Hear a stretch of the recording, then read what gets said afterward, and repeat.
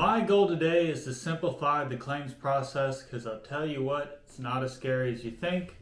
It's actually pretty dang easy, but I'm also saying that because I've done it several times. So one of my favorite things to do is take people through the process who have never done it before. And that way what I can do is make it a nice simple process. I try to make it as seamless as possible.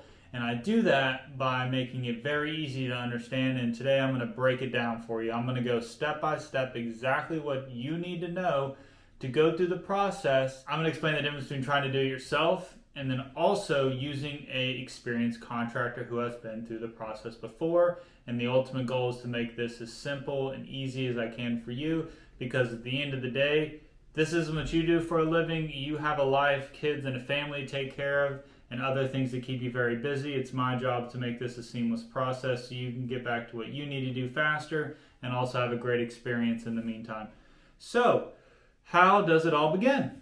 Well, let's say you have a storm, strong winds came by, hurricane, something crazy, or maybe it was just a hailstorm that came through the area. The first thing you want to do is get a professional opinion. So call somebody out, have somebody come look at the property, do a full inspection for you. I will put a video up here to where you can see how I do an inspection a little bit differently than a lot of other people.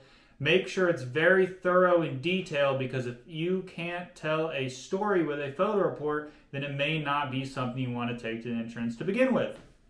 Now, moving forward, you verified it, everything looks good, you're ready to start the process. What that typically looks like is a 10 to 15 minute phone call to the claims center. With very few exceptions, is your insurance agent going to be able to file that claim for you? Usually it's the claims center or department that you have to call.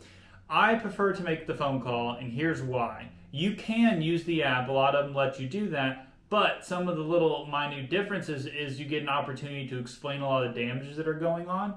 Also, you're going to let them know if you need a third-party ladder assist, which comes into play if a roof is too steep or not, because a lot of adjusters are not allowed to climb very steep roofs. Reason being, really recently, I had a homeowner that filed a claim on his own, and when I did come to the adjustment, the adjuster came up and she was like, oh, that roof's too steep, I can't get on that roof. So now we're doing 2 adjustments just to come up with one decision. So avoid some of the headache in the beginning by just making that 10 to 15 minute phone call to give a lot of those important details on the front end. It'll save you some headache down the road. Following that, just about every single company except for Allstate is going to have an adjuster call you in 1 to 2 days, so 24 to 48 hours.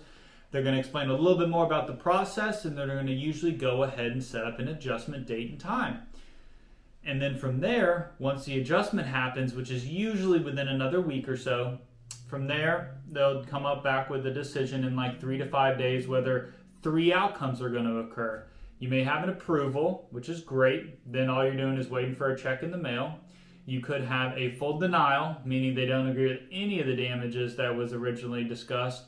Or you could also have a partial, meaning they only agree that some of the damages are enough to get paid for, but maybe not a full roof replacement.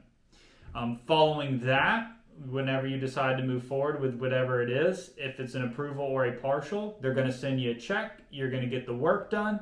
Once the work is completed, however, they're usually going to depreciate it based on the age, meaning they do a 2-check system.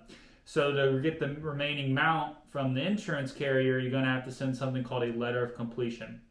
Once that is sent, they're going to release the remaining funds to you, and then you can finish paying the contractor in full. Now, that's the insurance process summary. Now, what happens is, if you are experienced, you've dealt with it before, this may be something you're comfortable taking on. A lot of the times, if it's new to you, I would recommend finding an experienced contractor like myself to kind of help you through the process, and here are some of the big differences.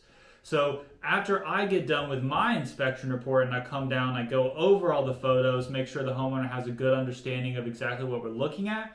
I hop on the phone call with them, help them explain the damages, give the storm date, and help prep that adjuster know what he's going to be looking for and what equipment or what he needs to be ready for when he's on site. Now, also when the adjustment occurs, I am going to come back, because if you don't have a contractor present at the adjustments, it's going to cut your chances almost in half. While I do believe the insurance companies do want to take care of the property, I don't believe that they always have your best interests at heart. hate to break it to you, but if you're not getting on that roof or have somebody representing you, you are ultimately taking their word for it. And I don't know about you, but I don't like to leave my chances up like that. So when I come back, I walk around the property with them, I get back on the roof, and I do my very most to advocate for the homeowner while I'm there on site. Now, once the decision has been made, let's say it's a full approval. Great. When you receive that estimate, I'm going to review it based off my photo report I initially took.